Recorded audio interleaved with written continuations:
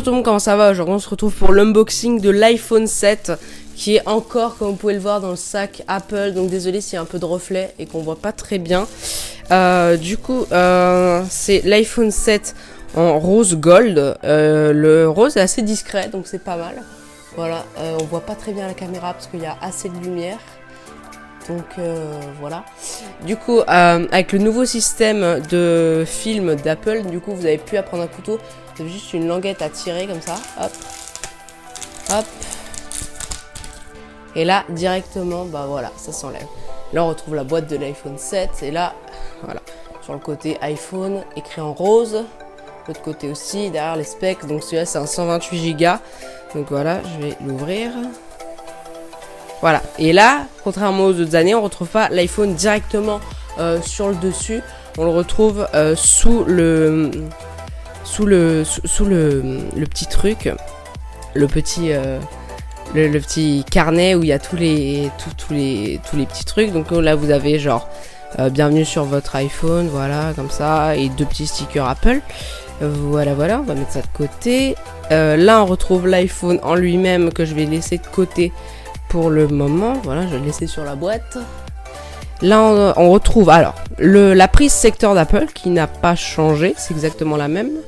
Voilà, après, là, on retrouve les nouveaux AirPods d'Apple qui sont Lightning et derrière le petit adaptateur jack, Lightning vers jack. Du coup, c'est assez pratique. Heureusement qu'Apple le fournit parce que sinon, j'étais prêt à parier qu'ils allaient nous le faire payer, mais en fait, non, ils l'ont donné gratuitement. Et là, un câble Lightning normal, voilà, comme on connaît tous. Et c'est tout pour le contenu de la boîte. Du coup, maintenant, on va plus s'intéresser à l'iPhone en lui-même. Du coup, voilà. Après, on verra un petit peu les accessoires. Je pense pas y passer trop de temps sur les accessoires parce que ça sert à rien. Donc, à côté de moi, là, j'ai l'iPhone 6S Plus. Voilà, donc petite comparaison physique. Bah, déjà, on peut voir l'appareil photo. Plus sobre au niveau arrière, notamment grâce aux antennes qui ont été réduite en taille. Ils ont enlevé la grosse barre là en plein milieu qui était dégueulasse, clairement il fallait qu'on se le dise. Et à l'avant, aucune différence. Ça peut-être une caméra selfie un petit peu plus grosse. Et c'est tout. Bon, après au niveau du home button, comme vous savez, bah voilà. Sinon au niveau des côtés, bah rien à changer. Là non plus. Du coup, ce qu'on va faire, un test de boot. Donc je vais les allumer les deux en même temps. Allez.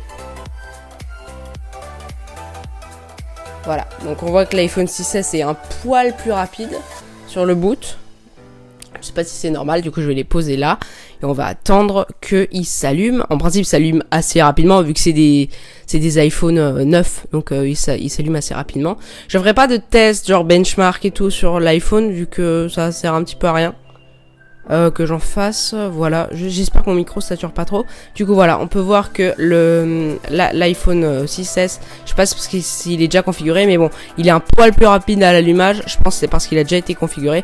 Et sinon voilà, du coup on retrouve voilà, et là on a le bouton où on sent une petite vibration. Franchement, petite vibration assez bizarre. En fait, on dirait que c'est un trackpad de Mac. C'est comme sur les nouveaux Mac. Voilà. Du coup, là, on doit choisir un réseau Wi-Fi. Voilà. Je vais pas le faire tout de suite. Voilà. Du coup, je vais aller configurer l'iPhone. Et on se retrouve quand il est configuré. À tout de suite. Voilà, donc on se retrouve pour la deuxième partie de la vidéo. Donc c'est bon, j'ai configuré l'iPhone. On peut voir, voilà, il est tout beau. Le bouton principal, c'est vraiment quelque chose de très spécial. Je sais que beaucoup de gens le disent, mais ça fait... centre de contrôle, voilà. Ça fait énormément penser au trackpad des tout nouveaux MacBook Pro. Mais vraiment, ceux qui intègrent Force Touch. Attendez, je vais vous baisser la luminosité, vous verrez mieux l'écran. Voilà. Vous voyez un peu mieux comme ça. Du coup, franchement, une très bonne fluidité, parce qu'il intègre iOS 10 aussi. Je pense que ce téléphone a un petit peu été conçu pour iOS 10. Il est vraiment très bon. Je vais juste désactiver le Bluetooth, voilà.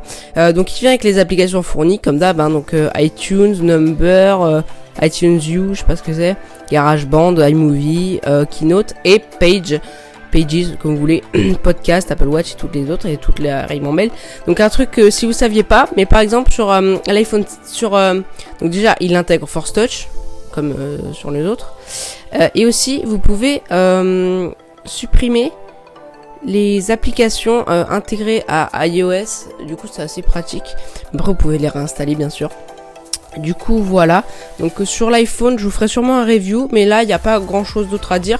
Au niveau design, il est presque comme l'iPhone 6S, sauf au niveau de la caméra, des antennes et un petit peu des bords là, genre voilà, ils sont un petit peu rehaussés les bords, mais vraiment de à peine 1 millimètre. Du coup voilà, sur les boutons sont toujours aussi agréables. Quand vous coupez le volume maintenant, ça vibre avec un système de vibration super agréable. Le bouton est franchement super agréable. Donc voilà, donc pour l'iPhone c'est bon.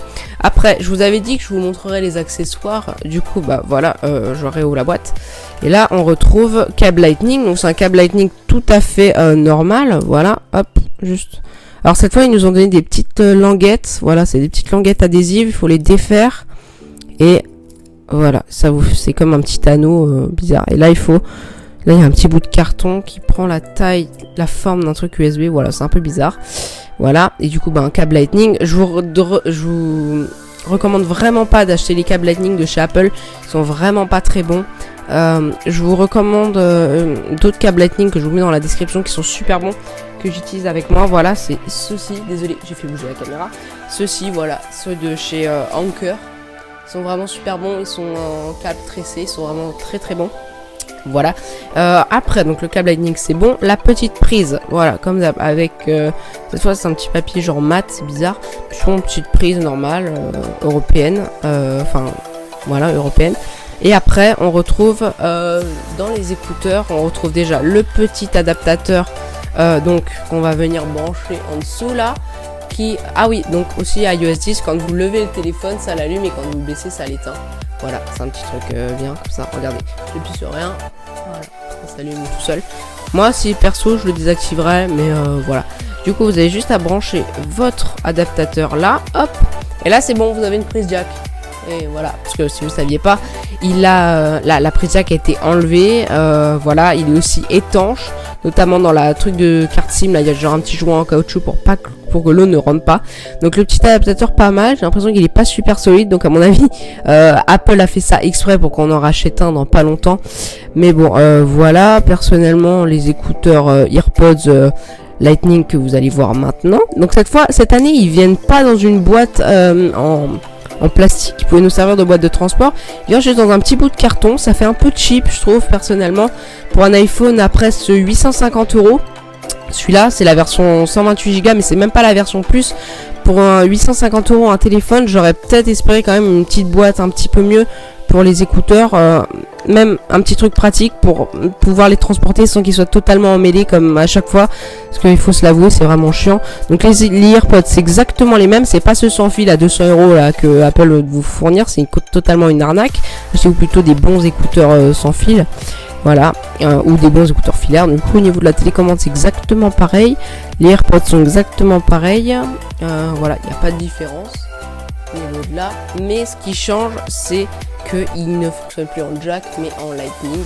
Donc je sais pas s'il fonctionne les écouteurs Lightning avec un iPhone autre que le 6S. Non, le 7, désolé. Voilà, donc je vais regarder ça tout de suite. Donc voilà, donc là c'est un iPhone 5 et là on a les AirPods en Lightning. Du coup je vais les brancher dedans, hop, comme ça. Et là on va voir si les AirPods en Lightning fonctionnent sur un iPhone qui n'est pas l'iPhone 7. Voilà, du coup je vais juste lancer de la musique au hasard. Voilà ça. On va regarder. Ah, et il fonctionne totalement. Voilà, il fonctionne très très bien même. Limite mieux que les autres. Je sens qu'ils sont un petit peu plus de basse. Du coup ça fonctionne. Du coup très surpris.